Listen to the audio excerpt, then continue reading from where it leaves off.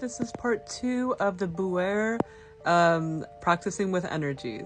For those of you who are new and just joining us, look in the description for part 1. Also, hi, I'm Nicole. I'm an energy coach, an energy mentor, and an energy artist.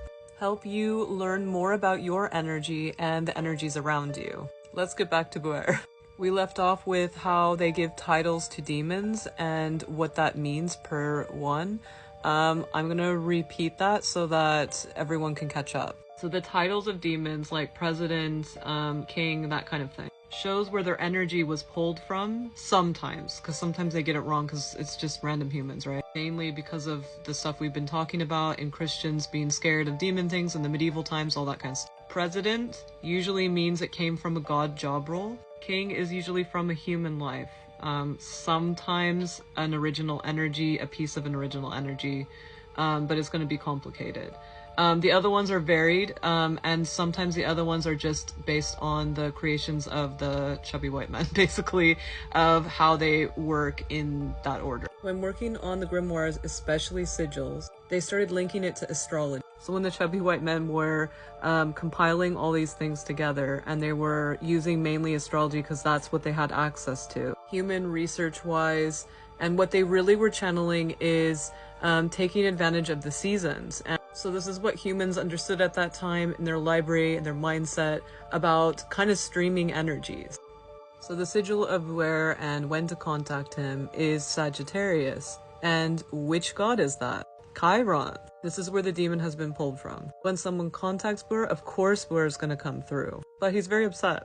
He says, why am I even here still? Why is the oppressor still choosing how people contact me? His energy really feels like he wants to merge back with Chiron so he can do his job to the fullest. He does say that it does help people focus on the shadow sides of themselves and do shadow work, but not enough, and his energy is not perfect for that. He says it's just such a tiny percent. When you do connect with Chiron eventually, people may feel this quick changeover as deception, confusion, fear, because they're probably expecting something straightforward or scary. The unknown is always scary.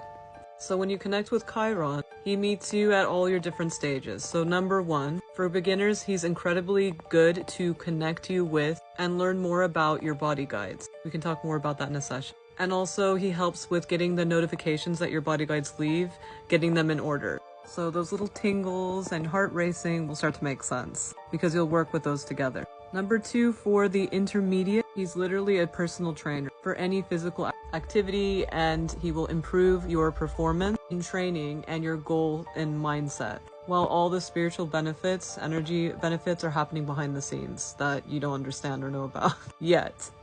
Number 3, the more advanced. He can actually help you understand what's actually happening with your body when you do physical activities, you personally, helping your body become a spiritual instrument. You can see him helping Apollo right here.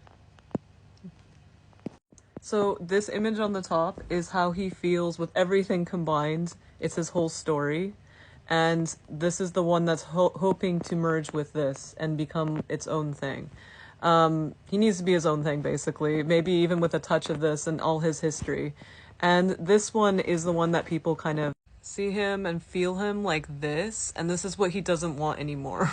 There's also the typical one that you look up online and it's all over the place and it has many little feet, and that actually comes from a fae type thing, which is a cryptid. This is what he wanted to share for everyone. If you want something more personalized, please book a session with me. I would love